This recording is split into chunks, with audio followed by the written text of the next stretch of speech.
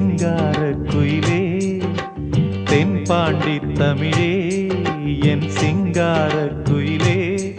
இசை பாடும் ஒரு காவியம் இது ரவிவர்மாவின் ஓவியம்